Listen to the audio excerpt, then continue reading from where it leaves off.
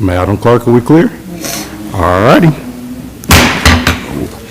We'll call this meeting to order, and if we could begin the evening with a moment of silence, we can pray, meditate, or just enjoy a moment of silence to yourself.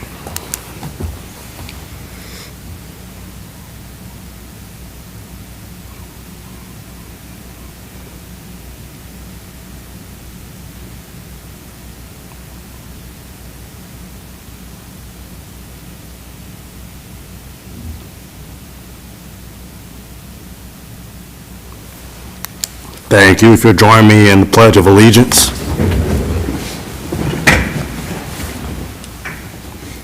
I pledge allegiance to the flag of the United States of America and to the republic for which it stands, one nation, under God, indivisible, with liberty and justice for all.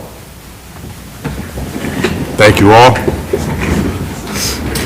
Okay, moving into the public comment period of our evening, we have one person signed up, Ms. Maisie Goldstein.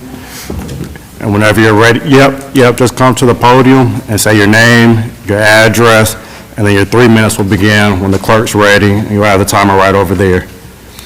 Hi, my name is Maisie Goldstein, and I live at 142 Brickton Village Circle. And the reason I'm here is just some concerns our community has for Old Henderson Road, we're at Old Brickyard Road. Yeah. It's kind of where our complex is, Sagamore Village, and then the new Fernleaf High School. There's also recycling center. So there's a lot of trucks, dump trucks, that go back and forth. Sometimes when there's traffic both ways, they kind of come into our driveway a little bit, so there's tons of stones and there's debris left by trucks because they have like opened end of the back of the truck. And we're just concerned with the amount of traffic now. So we're kind of wondering if the board has any plans for like a traffic study or plans for maybe alleviating, if you're even aware of the concerns we have there. And just at the end of the road where there's a stop sign at Old Henderson Road and Brickyard. It's a very dangerous intersection. I don't know if there's been accidents there, but you have to be very careful turning in to go into our complex. So that was what my concern and just questions if there's anything being considered for that area. Yeah, Mark, I know you and I have talked about this before in the past because... Do I stay? Yeah, you can stay there, or you can, whatever. Okay. Because obviously we're neighbors, Maisie. Yeah. But I know you and I have talked about this before. Yeah. And there has been a lot of increased traffic, but I think part of that is that the students at Fernleaf at their lower campus are now all up there. That's correct. And then in terms of, I know the trucks, I can't remember the name of I don't know if it's a garbage or recycling, whatever company. Yes. But maybe we could reach out to them and make sure that they're picking up any debris or anything that they drop. And then maybe we can circle, I'm sorry, go ahead, Maisie. I just also know that road is a dead end. Yeah. Is there ever a plan to maybe put another, where it goes out to 25? Yeah, that I To wouldn't. kind of free up some of the congestion in Yeah, that yeah. small area. Yeah, I know it's an NCDOT road, and so, Mark, maybe we can ask for a traffic study there as well. Okay. Okay, thank you. All righty, thank you, Maisie.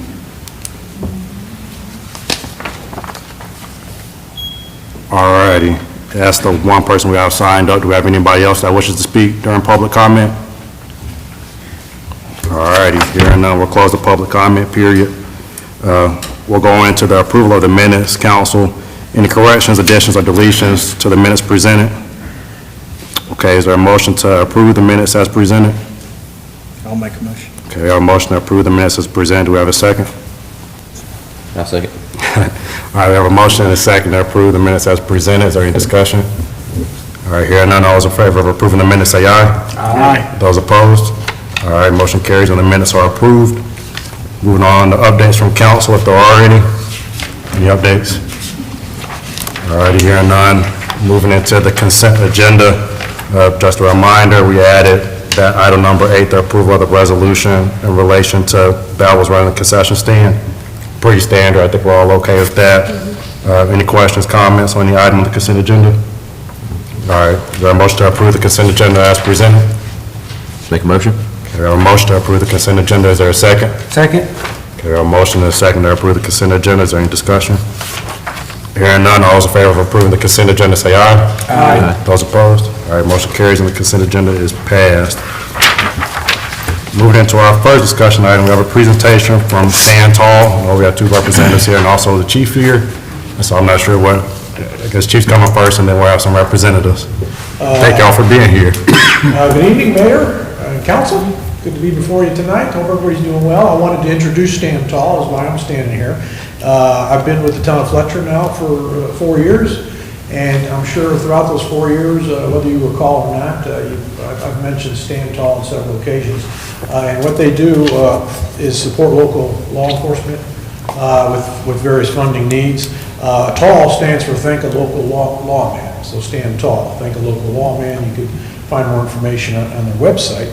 But they do a lot of good in our community, and specifically in the last 4 years, I know they've done more for Fletcher Police Department than what I'm about to tell you about, but in the last 4 years, they've donated equipment to us up to about $13,000. And so this is stuff that the taxpayers, we're not budgeting for, and the taxpayers aren't paying for, but through their generosity and the work they do in fundraising, they are able to provide a lot of equipment for us, and you'll probably hear a little bit more from them about that. But I wanted to introduce them and allow you to get to know them personally and maybe tell you a little bit more about the program and who we have with us tonight. We have Ron Kaufman, and he is the founder and the president of Stand Tall. And then we have Barb Moulton, and she is the liaison for the Fletcher Police Department. So I will let them come forward and take over from here.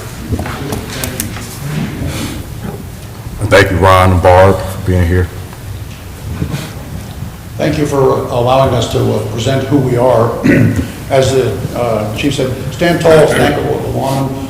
We've been 10 years as Stand Tall, as a nonprofit 501c3 in North Carolina.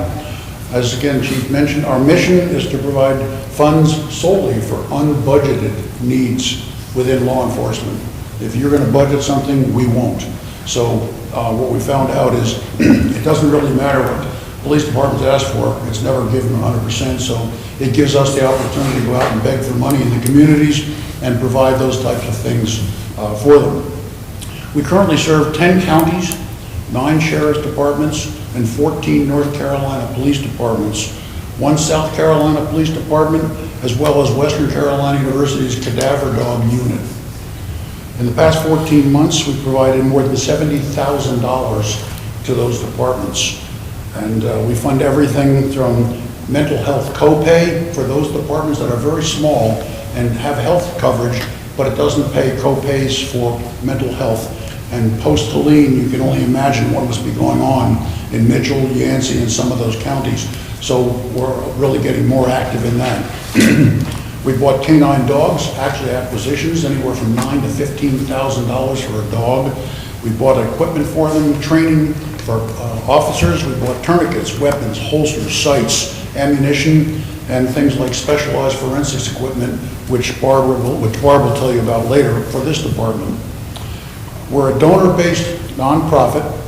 More than 95% of what we raise comes from private citizens. I'd like to tell you that the citizens of Fletcher are a big part of that, but they're not. So we'd love to have that word get out. But 95% comes from private citizens. We don't get a lot of grants. We have one that I'm aware of. And if you think $1,500 is a big drop in a $70,000 bucket, it's not.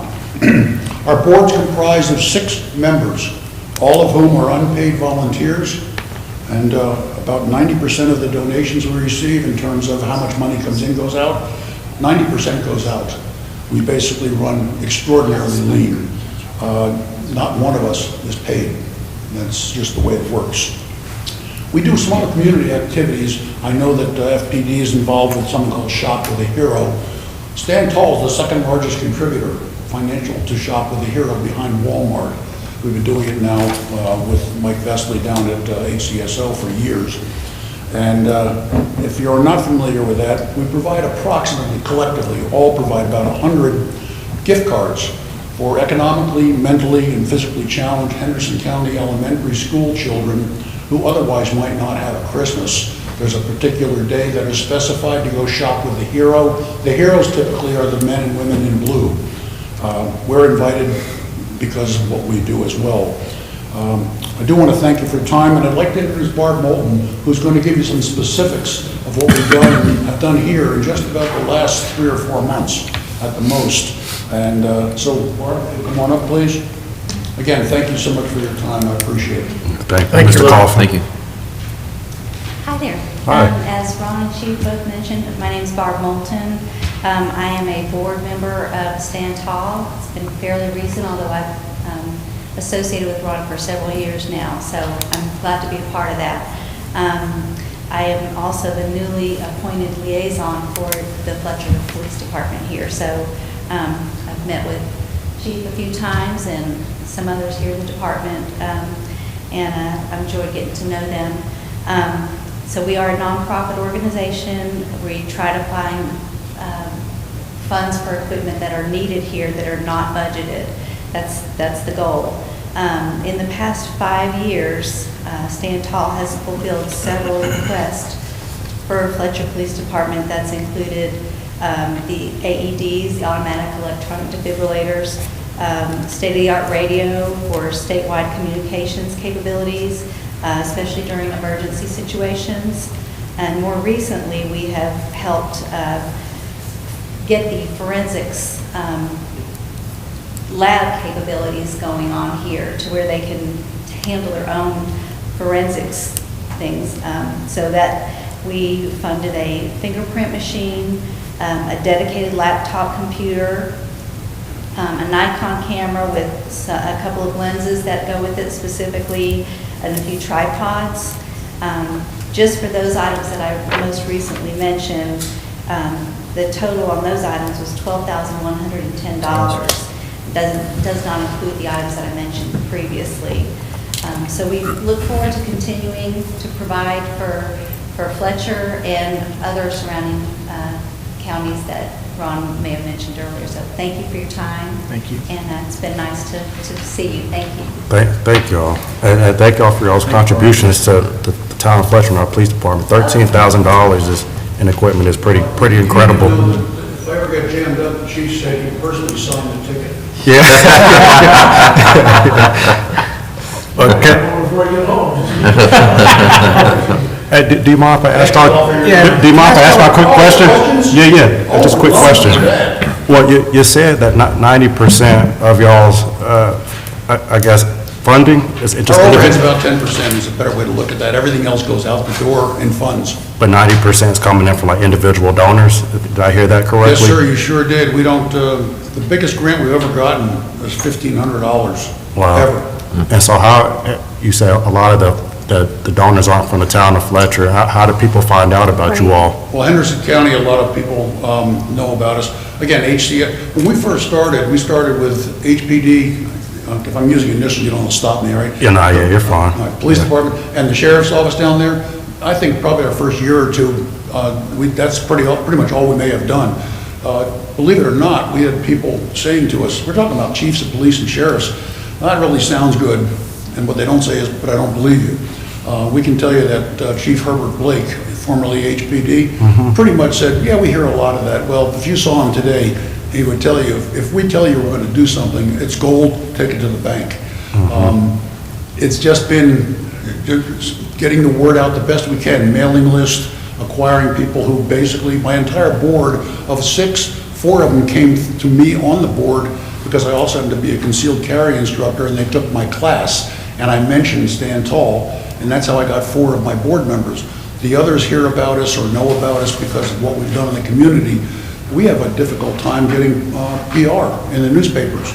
We've been somewhat more successful over the years on WLOS, but generally speaking, it's a word of mouth, and it's a slow process. Yeah. Well, maybe if you all could maybe write up a blurb, or maybe we could put something in the newsletter, and particularly highlight the things that you all done for the town of We Fletcher. produce a quarterly newsletter. It goes out to all the people that I have addresses for. I'm more than happy to put you on that list. Please do. Yeah, But we can highlight also- yeah, some we- of the things that were, excuse me, Mayor, Yeah, that yeah. were funded through Exactly. Stand Tall in our newsletter. Yeah, and so we have a monthly newsletter Yeah, right, too. that goes out to our residents, and my thought process was, maybe we could put a blurb in there and ask people to donate to you all, because you all certainly done a great service for our town. And I think if we can highlight the things that you all do. We'd appreciate that. Yeah, a little short I would trust information. your town manager to be able to put that together in the best way possible on our behalf. Yeah, if you could write something up and get it to, I can do that.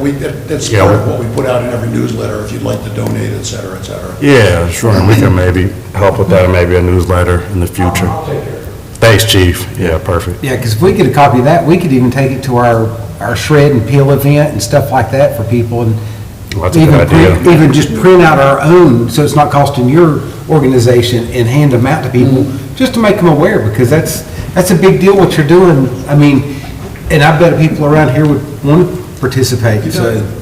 That's a great statement. I appreciate hearing that. By the way, I like the fact that you're Keith and he's Jim and your nameplates are backwards.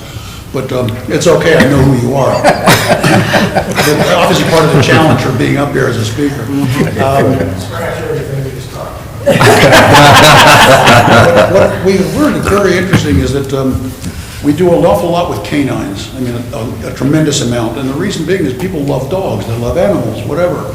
And we have found over time, although it is changing and not for the good reasons, but people, in terms of thank a local lawman, respect the lawman, you don't exist until we need you. And then all of a sudden, where were you? I needed you. And we found that a lot. We're trying to change that, therefore the name, thank a lawman, just for their service. The same type of thing. For those of us who are old enough, I came out of serving in Vietnam War, just being thanked would have been a nice thing, But, so we really understand in terms of local area law enforcement. That's a biggie, getting the word out. You're right, but what will attract them, believe it or not, might be the Shop with a Hero because it's kids, it might be the dogs, we don't care. But we do silo the funds. If someone restricts it for a purchase of this or that, it's restricted. We do not take those funds and use them elsewhere. So that's one of our challenges. I'm working hard to find someone to put on the board as a grant writer. I'm trying to find someone basically to take over the aspects of the books, if you will. Right now, the 6 of us, about 90% of almost everything that happens runs through one office. I'm getting tired. Yeah. We've got several community events and things too, that if y'all had something to put up there and somebody to meet and greet the residents and the families as they come through those community events. What we found works, if you want to do a meet and greet, bring a canine, and we can do that. Absolutely, Okay? yeah. Again, Yeah. we've learned this has been 10 years, okay? If we just bring you and me, okay, Jim, nobody will show up, okay? Well, you and I have a 6-pack to split, and that's it. Any other questions? I'd be more than happy to entertain. Do we have any other questions? That's it. Sounds like not. Well, we appreciate y'all's work and everything you've done again, and thank you for being here this evening. The best thing from my perspective y'all can do, if I never hear from the chief again because you funded everything he ever asked for, that'd be a win-win. I know that won't happen, so I'm hoping I'll see the chief again, and I'm sure I'll see you. Thank you so much, I appreciate it. Thank you, Ron. Thank you. Thank you, Ron Barr. Keith, nice to have met you. You too. Thank you, Bob. too.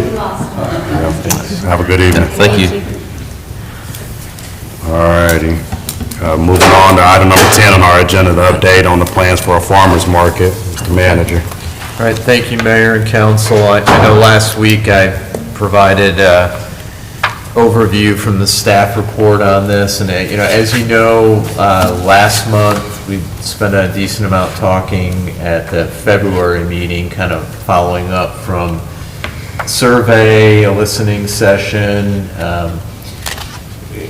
narrowed down the day to hold a farmer's market to a Tuesday, and we're looking into 3 to 6 range, and kind of the only thing that was hanging out there, there'll be other logistics, was just nailing down which of the final 2 locations. And I know initially I talked to you about potentially leaning towards the park, and the 2 locations again are the area next between Public Works and the Green Parks and Rec Maintenance Building, closer on the, next to the maintenance building, and then one of the parking lots at the park, and probably the rear parking lot.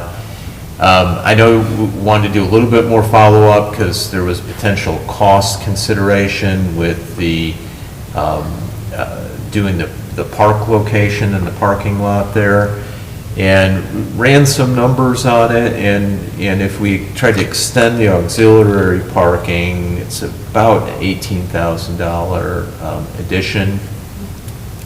Also, that's something that we potentially might look at in the CIP as a project, if we extend some of that backfield, that auxiliary parking area, and make it a little bit more permanent. Right now, it's kind of, we use it for some big events, but if it's dry, it's great. If it's wet, it gets rough back there because it's in the floodway.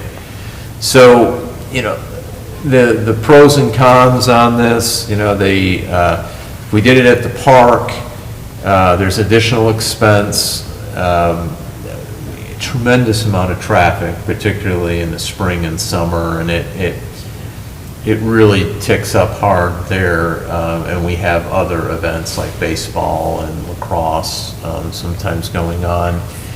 But good visibility, and obviously more expense to do this. And if we did this next to the area here by the green building, the maintenance building, and between there and the south parking lot of Town Hall, really no additional expense right now. It's a very visible location. We might do some maybe minor tweaks to the surface there, nothing major, maybe fill in some little pothole areas. And we could shut off both ends once the market would start up. So, having said all that, and I know it was the top vote getter at the listening session that was held at the end of January. So I would suggest, if we're closely scrutinizing those two locations, that maybe we start with the area here, between south parking lot of Town Hall here by the green maintenance building. In May, we have a packet a draft packet that's ready to go out to vendors. We might make some tweaks on that. But if y'all are comfortable with it, we would start here, and, we'll see how it goes, what maybe tweaks need to happen to it. I mean, as this thing hopefully really takes off, we'll continue to make refinements to it. We may wind up changing locations in a year or two, or we'll see how it goes. But we're excited to do this, and if y'all are comfortable, we'll start out here in the area next to the green maintenance building. I think it's a good start. Any opposition? Good? No. Good Sounds start. good. Thank you, Mark. Right. Thank you. I'm excited. We'll continue to keep you updated as, packets go out and so Yeah. forth. So what are the coming steps after that? So packets go out, then what do we? So Parks and Rec, not maintenance, Parks and Rec staff, our program supervisor and director have put together a draft application packet and costs and so forth. And they've sent it for some feedback from the Cooperative Extension Office and that nonprofit. And we're about ready to release it. We're just waiting on the location, nail that down. So we probably could send that out this month. It should be able to go. Yeah, I mean, it's right around the corner, so. Yeah, it is. So we need to get it out, get applicants in, get that vetted, get it ready to roll by May. And it'll Yeah. probably run May to October, which is Okay. consistent with other farmers markets in the area. Yeah. And I know this won't take long to do, but I guess we need to think about the signage and whatnot as well. Yeah, we'll probably have like the day of signage going up, and we'll have to work out logistics of, how do we want to close off the entrance from Howard Gap. On this side, it's not hard, closest Town Hall, it's that red gate that Yeah. we probably need to let the vendors come in, set up, and then close that off so we don't get any of the through traffic. We probably even could instead of right from Howard Gap, maybe a little further into the site, so at least maybe some people could come in and park on that side, and it just wouldn't be able to drive through. So we'll work on that and put that together, but, it's doable. Yeah. And we're excited to see this. It'll be fun. And, yeah, it'll be, and hopefully one day we can get, more of the town center project along and some street networks development. It'd be nice to have it in here and close Yeah. the street off and do it. So we'll see. Sounds good. Any questions, comments? Where do you get the vendor list? Like, if people are interested, how do they get a packet? Like how- Well, what's If that you know process? anyone who is, you can just, email, they can send an email to me or to Josh Queen, our Parks and Rec Director. We're gonna send the packet out to, the contacts we had, Karen Bladow with the Cooperative Extension. She's kind of been a liaison with the farmers markets in Henderson County. And then also to David Smiley with ASAP. He's real involved in the region here with farmers markets. So we'll ask for vendor lists from them to send it to. We'll advertise it a bit. But yeah, if you all have anybody who's interested, please get us their name and we'll make sure they see that. Okay, It might perfect. probably be on our website too. I'll see if we have that on Okay. there. Yeah. All righty. Any other questions, comments? Sounds good. Thanks for working on that. Yeah. And Yeah, Josh thank and you. Co., Parks and Rec. Yes, yeah, they've done a really good job jumping on it. All righty, moving on to item number 11, the update on Hurricane Helene. Mr. Manager. Okay, thank you. So last week, I kind of talked to you about three different things. Our, the activity in the park, the repairs, debris management or collection, and we've got our first reimbursement, so I'll just kind of run through those things. Obviously, the bulk of our repairs are out in the park as far as damage to town facilities. We bid and have the contractor in place. Their Patent Construction was a low bid to do all of the ball fields, the multi-use court, and the dog park. It's mostly a fencing repair project. There will be some repairs to the surface on the multi-use courts, the pickleball, basketball, tennis court. And that's the gist of the work. We're trying to get the contract finalized, but they're already starting on it. They've submitted a plan sheet to McGill Associates, our engineering firm who's overseeing it. The goal is to try and get the backstops to the ball fields done first, because we know time is of the essence with baseball starting up, and it'll likely, as they do the backstop work, then progress to the actual fencing for the ball fields, the rest of the fencing, and that'll probably be kind of in progress as they're playing. But the backstop was kind of the key thing that we needed to really get going as soon as possible, and then obviously the rest of the fencing. They can practice and do some things without all the fencing up there.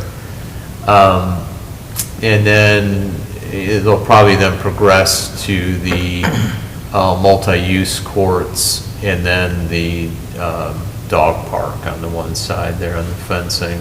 So that's underway. The contractor to do the dirt and the laser grading, that started. So Turf Planer, you may have seen, they've been out there and they've started, so that's great. And then some of the other work out at the park was the electrical panels. The only electricity we have really working in there is at concessions. So we got to get it to all these other panels. The bid packet just went out today for that.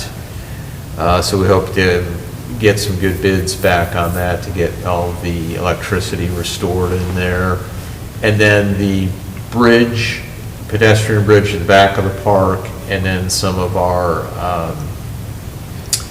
stream banks along the Greenway Trail. So McGill is in the process of getting, the bid specification, design, packet work together for that. Those aren't super complicated projects. I know bridge may sound like it, but the work to the bridge isn't quite as intensive as we thought it would be.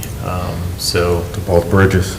no, just the one. Just the one. Yeah, the other one appears to be fine. It doesn't need additional repairs or work. So that's kind of where we're at with the repairs at the park. The next thing I was going to talk to you about is debris removal. So the county, as you know, and their contractor have been the lead for debris removal countywide, including in the municipalities. We appreciate, what they're doing. It's a long process. We know there's been challenges with, trying to communicate with the public, like, well, when's my whatever debris pile going to be picked up, and to try and expedite it, at least in Fletcher. We had Public Works starting on at least the vegetative or brush piles. They've made a tremendous dent in that, or I was hoping to say kind of nearing completion, as of the end of last week, but they're still working on it. Some of the challenges, they're out there doing it, and people have brought other, storm debris up, and they're trying to pick that or collect it.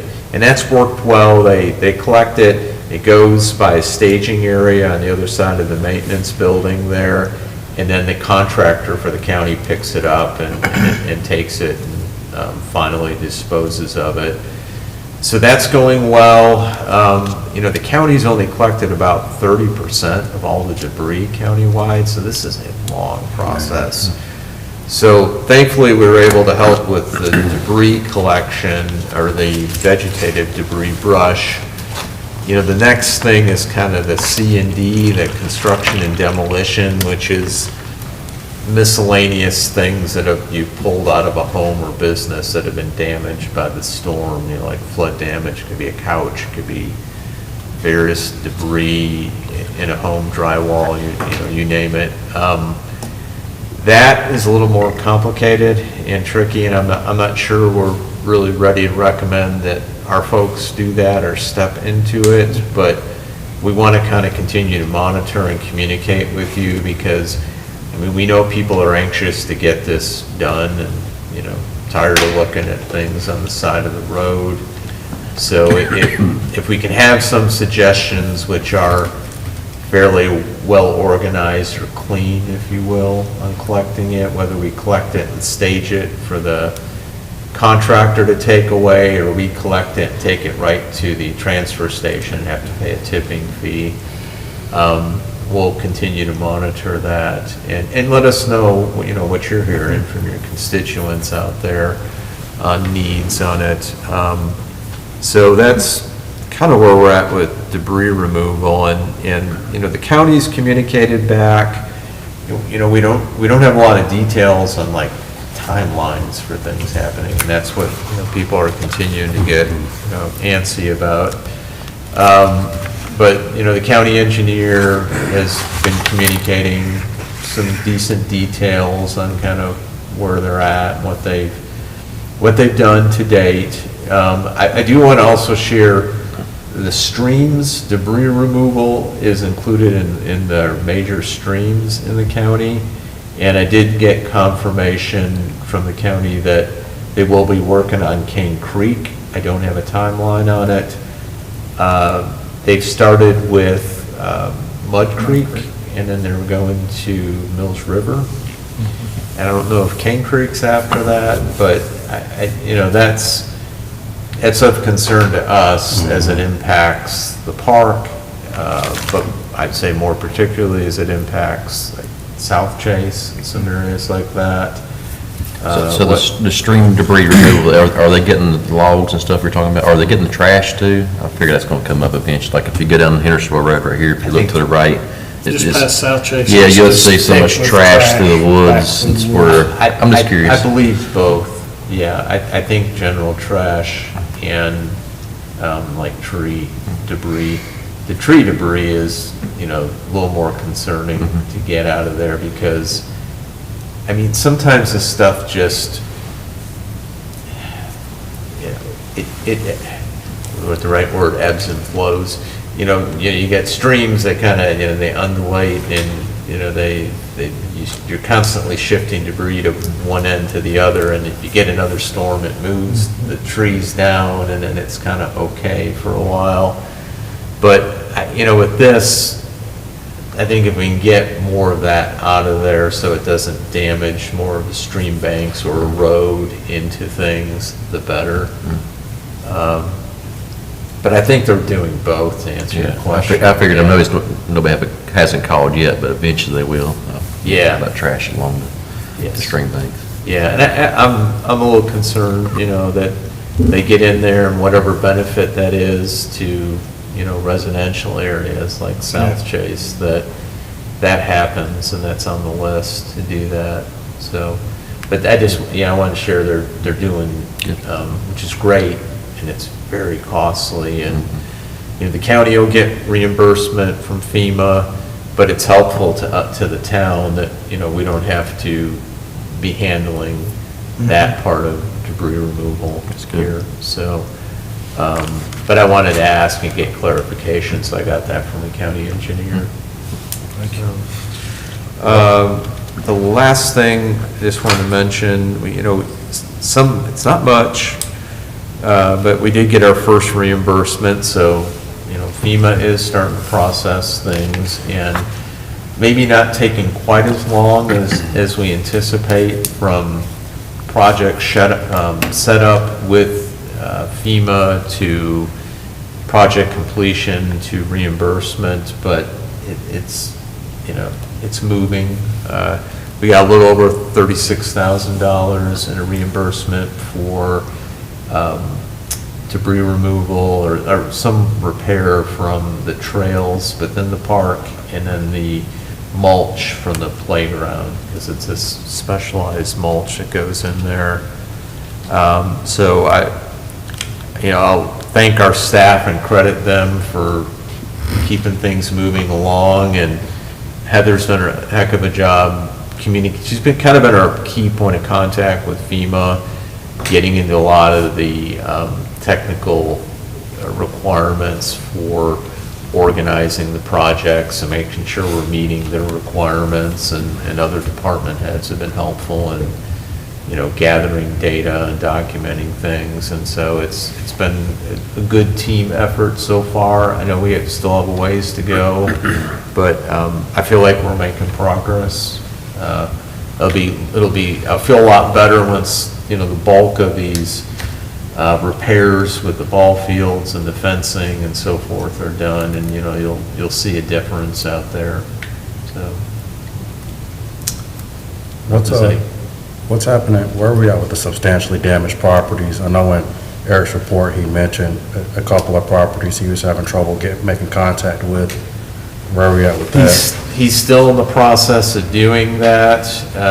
So we had, I'm trying to remember, like, I want to say 17 or somewhere in that ballpark. So with the substantially damaged properties thing is, after the storm, any properties that are in the floodplain, not properties townwide, but ones that are in the floodplain, we have to go out and document if they've been damaged more than 50% of the value of the structure, and if they are, they have to basically bring the property within compliance of the floodplain standards or floodplain ordinance. Like, for example, if they were built in there before our floodplain ordinance that went into place a number of years ago, they would have to, and it wasn't elevated, they'd have to elevate. They might have to do a tear down or, you know, fully reconstruct. So we've had some, and some of them are mobile homes that are, you know, totally destroyed. It's kind of a, I won't say no-brainer, but, you know, that they have to be replaced. But Yeah, we're still having some challenges communicating with some of the property owners of record, and we're trying to work with them to be as flexible as we can, yet try, adhere to our rules, our federal and our state, local rules. What's the issue with getting what's the barrier? Communication. They're just not getting back, or? Yeah, not hearing back from some people, and then some trying to get back in, a substantially damaged property that may appear habitable, but hasn't hit that threshold. And I know there's some things they've been trying to get, like a camper or something else to stay in, which right now we've eased up on that because we don't, other than a certain amount during the year or some other stipulations, you're supposed to stay in a camper or RV permanently on a property. But yeah, it's just communicating. And it's not with all of them, but with a few. Do we know if anybody's going to take the buyout? I haven't heard if they are. I mean, I wouldn't doubt someone will do that. That's going to be a big thing, because I don't know if everybody's aware, but when that happens, nothing else can be built there. Yeah. Is that correct? Right. And then it gets deeded to the county, and then from there, it's just green space, I guess. I mean, and if it's your property and you feel like you have Which to is build fine. back Yeah, out if there, people- it's, it really puts people in a jam that, if it's a second property for you or something that you're just renting to people on, it's not as big of a deal, but, Yeah. Well, we got any other questions on Tropical Storm Helene? All right, moving on to your town manager's report. Okay, thank you. Last week I mentioned to you, update on the wetlands determination and permitting analysis. So this is the work that McGill is doing on our town center property. One of the things was to get an updated wetlands delineation, which basically we have to go through the Army Corps of Engineers for them to sign off on what we have a contractor determine as wetlands on the property. We already know we had some. It's only good for a certain period of time and you have to update it. So we just got back the draft map and the areas, and it's pretty close to what McGill had. It wasn't exactly what we were hoping for. We tried to get some area removed and they wouldn't allow it, the Army Corps. So with that updated delineation, McGill needed to update then some of these models they were looking at with permitting, like if you did development on there and you had fill in there, how is it impacted, what type of permitting might be the most strategic way to approach it. So they're doing that. I want to get them back here fairly soon, since, we hired them this past year to do this, to give you some updates and some scenarios, what that might look like. So maybe, hoping potentially April, it's May at the latest. So, I don't know if there's any questions on that, but I just want to let you know what's happening. Next thing, our retail strategies, our consultant looking at potential retail opportunities. They're continuing to try and identify potential retailers. I know they've had some and they're making some progress with the property. We call it the Carr Swicegood property because that's who owns it. The one north on 25 next to the Seasons at Cane Creek Apartments. They're making some progress there. They're also, they're reaching out to developer contacts I've given them, and they've had some success communicating with them. I had a conference call with a firm called Kimley Horn and another firm, I don't know what the acronym stands for, I can find LDG. They do housing, affordable housing, workforce housing. But I had a long conference call with them. I had to communicate to them, this has to have an integral component of commercial in it. Yes. And not just a residential piece for kind of this to get traction with us for the vision. So they're going back and looking at it, but that was one group. And there's others out there. I'm also working on updating, I'm going to meet with the firm that did the first draft of this, but a more consolidated marketing document that can talk a little bit more about our desire to do a public-private partnership with the developer and then kind of blast that out there. And so I'm meeting with them later this week. And I don't know, maybe we're looking at an RFP on this, because that did generate some interest and real proposal several years back. They were the ones with the firm we had under contract, Lewis Real Estate Group and what else. So that's what's going on with kind of some town center stuff. I mentioned parking enforcement and, the request we had from Stafford Crossing that kind of came up. I've had some communication with the chief. I shared that memo he had prepared. I know the chief's here, and if you wanted to ask any questions or discuss it tonight. Essentially, we have kind of a soft mechanism to help with parking enforcement, but we don't have a real system set up to cite people for low-level parking violations. Right now, they have to go out there, find the owner of the vehicle and tell them to move or potentially cite them, but they have to find the person and not just leave something on the vehicle. And it's not a constant issue for us. You see more parking enforcement like that in downtown areas, not so much out in residential, subdivision type developments. But this thing's gonna continue to, as we get more people and more demands and complaints, and I almost think sooner rather than later, we may need to look at putting a more concrete process to issue a citation and then processing it and so forth. And I don't know if you have any questions for the chief or, but I was gonna probably then just work with the chief to look at kind of what would be the next steps if we did this and put that together, or what might be involved if we want to cross that bridge then. How complicated would that be? Because not every car is going to have the right tag on it. So would you have to do the VIN numbers and just do a bunch of stuff to leave a ticket on a car? That sounds... I don't know, Chief, if Sounds you want to pretty- speak to... sounds pretty complex, really. Most of them are going to Or have... something simple.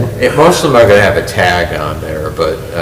Yeah, you gotta, you have to think through, I'm sure there's a bunch of scenarios, because your specific scenario, whether the tag's good, whether the tag's not good, then you have an issue, you write their personal information on a ticket, leave it out there in public, somebody walk down the street, pick up the thing with the personal information on it, so you're probably not gonna do that, you're gonna put the license plate number, maybe the VIN number, and then if they don't pay up and we gotta follow up, then from the office, we'll have to do all that research to find out who it is. And so there really would have to be a process. Okay, we leave the ticket, where do they come and pay, and what's the process of taking that money? You give them 10 days, 14 days, 20 days to pay. If they don't pay, then there needs to be a late fee that needs to be doubled. And then if they don't pay that, there has to be a mechanism to force them to pay, whether you summons them or you fine them and issue them a citation, now becomes a criminal issue versus an infraction. Right now, the way the ordinance is written, the way I understand it, I was a little confused on a couple parts, but it kind of reads like it's a misdemeanor, which I think is a little severe for a parking violation. It's a crime, for somebody who, doesn't. So there's work to be done to get to the place where I would be comfortable even writing that ticket. And we need to have that process for those who don't pay that ticket. We don't get a lot of complaints, this is kind of a new thing. I went over there to the subdivision in question, and it's marked very well. I mean, the signs and things are marked very well. A couple times I went through there, nobody was in violation. So I don't know how serious the problem is, or if you just have one or two people that are upset because they occasionally see a violation. Not a big problem today, we don't get a lot of those complaints, just with the growth, more people moving in, especially moving from other areas where they're used to certain services maybe we don't provide today. At some point in time, I can just see that it's gonna have to be addressed, whether that's today, next year, or 5 years, I don't know. Sounds pretty complex. Well, it can be. You have to start somewhere. I mean, yeah, bottom line, it's going to add some level of complexity and to have the proper system. I agree. I think the need to Balance. grow as we develop this town center and issues along those streets and things, but I know in our development, we don't, if it's anything, it's neighbor retaliation against neighbor, they don't get along, they don't like where this one parked, that one parked. There's stuff, if blocking a driveway or something, we can handle that. I mean, that's typical stuff we deal with. The cars blocking the driveway, they can't get out, we'll deal with that today. There's not a lot of, in these subdivisions, which I was surprised when I went over and saw how well it was marked with signs and painted curves. You know, most of our subdivisions, I don't see that stuff out there yet. It's like parking in front of fire hydrants or stuff like that. But you think about that, though, is we don't have really a way to enforce it. Handicap, we don't have a legit, I mean, that's crime, you could, but again, you gotta find them away from them out of the store or whatever else, even for like a handicap violation, which to me is kind of serious. If you're, you know, that type of person that you're just gonna disregard somebody disabled, park there and go by your business, that's kind of offensive to me, but we don't have it easily in citing them. It's probably not what people hear. Well, just because the tag says it belongs to this person doesn't mean that's the person driving Oh, that absolutely, vehicle. I can tell you stories about that. but Oh, I know. Delay the issue. Been there. Yeah, it sounds like in the near future, we'll probably come up with something, since the town's growing, we're gonna run into these problems. I mean, downtown, lots of people do it, lots of people have been doing it for years. It's just when we want to pull that plug. Yeah, I don't know if we're there yet, but it sounds like. Start that. It probably starts working. I mean, I would suggest we start, at least look at what a little more specifically what the logistics would be to do it, and then, you know, if we want to hold off on it or just kind of have it in place for when we're ready to pull the trigger on it, it might be helpful. I mean, we're going to have other complaints. Like Chief said, it's more someone blocking, someone's driveway, or we've had like people parking campers in the streets and having to tell them to move because it's hard to get a garbage truck through or things like that. That's been more the issue. Well, so maybe it's appropriate for you to explore it, bring something back to us, Ben. Okay. Yeah. Yeah.